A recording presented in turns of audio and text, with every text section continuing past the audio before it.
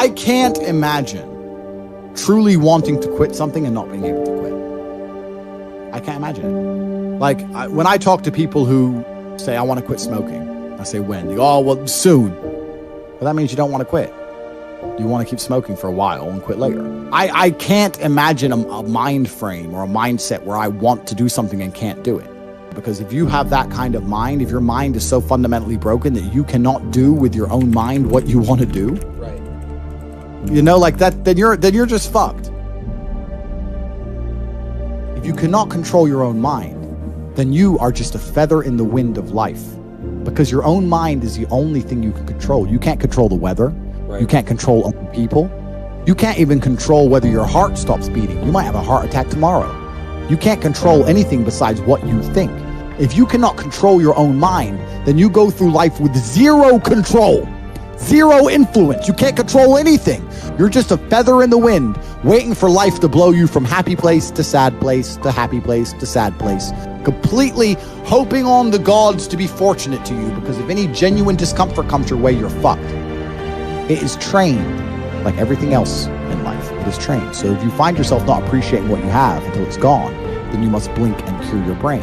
If you find yourself unable to focus or concentrate on tasks, you must blink and cure your brain. If you find yourself unable to go and dedicate yourself to something you don't want to do, you must blink and cure your brain.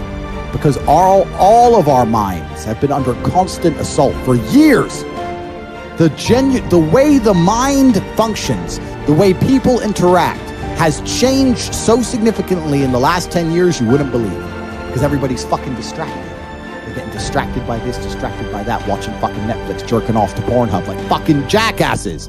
It's so easy to win if you can control your own mind. But it seems that nobody fucking can. It gets to a point where you finally must accept the reality that your physicality and your mentality as a man are linked. And you cannot be happy and strong in your mind if you are weak in your body. You need to have a strong body to have a strong mind as a man. There's no way to escape it. And that's one of the reasons why I preach so much about training, learning to fight, get in the gym, get bigger, get stronger.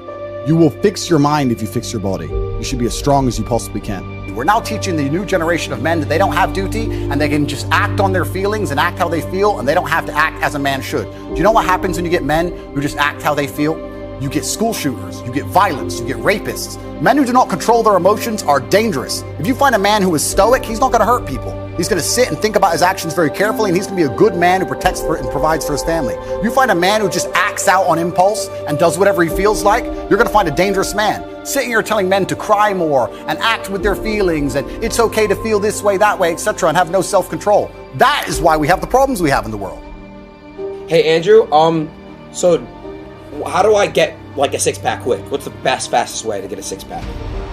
Why does it have to be quick? Why does it have to be easy? Why do you think life is all quick and easy? Why can't it be hard and difficult? Why can't you suffer?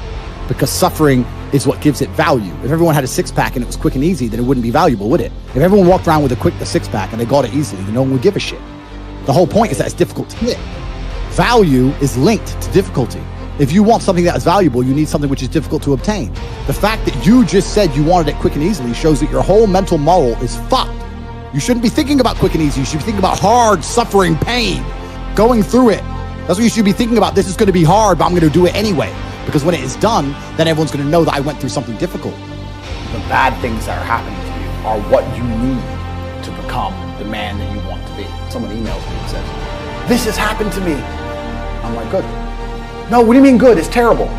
How else are you going to become important? How else are you going to find endless fire to get up and struggle in the face of the competition that's out here?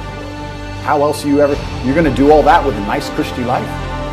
If any man's honest with himself, think about the biggest transformative stages in your life. Think about the times you got the most work done. It was a bad part of your life.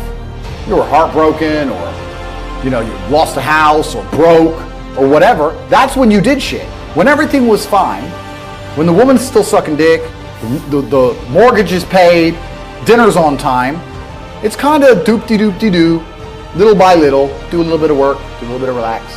But the big events come from trauma. This is it. So it's a cheat code. It's a cheat code to climb the mountain. So when I get a message from whoever and he goes, My wife left me, I'm devastated. I say, I understand. I completely understand how hard it can be to lose a woman that you've given your entire life to. And you've done so many nice things. And then because of one thing you did, her innate and absolutely insane level of ungratefulness has turned her bitter, and she now talks to you like she hates you over one thing you've done after thousands of efforts showing how dedicated you are to her. And even now that you're prepared to die for her, she doesn't give a shit about you. I understand that pain. But my answer is, good, it's still good. Now take all of that pain, and instead of emailing me, do this.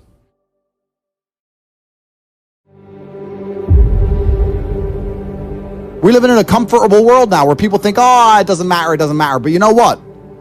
To some degree, it does matter. It does matter, and I'll tell you who it matters to. It matters to your soul, and it matters to God. I stand in the mirror with a pure heart. I know I am the best version of me that could possibly ever exist. I know that God is proud of me. There's nothing that God hates more than sloth and laziness. If God were to create a man, and that man were to sit around and do fuck all, God will frown upon you. It's why you're never lucky. If you're listening to this and you think I'm never lucky, I'll tell you why, because God dislikes you because you're fucking lazy. Start to work. Start to show God the beauty of his own creations. You'd be amazed how lucky you'll become. God is unhappy with these people. And inside their hearts, they're unhappy. We talk about depression, anxiety, all those things you mentioned earlier on this podcast. That comes from self-loathing. You loathe your own weakness. You loathe your own laziness. This is what all of these things are. I don't feel depression. How can I feel depression when I'm the most powerful version of me that I could ever fucking be? How can I feel depression when I could squeeze my own hand hard enough to break my own bones? How can I feel depression when I've smashed and destroyed 68 people's faces in front of me? Men who thought they could test me in fair combat. How can I feel depressed? It's impossible. Do you understand?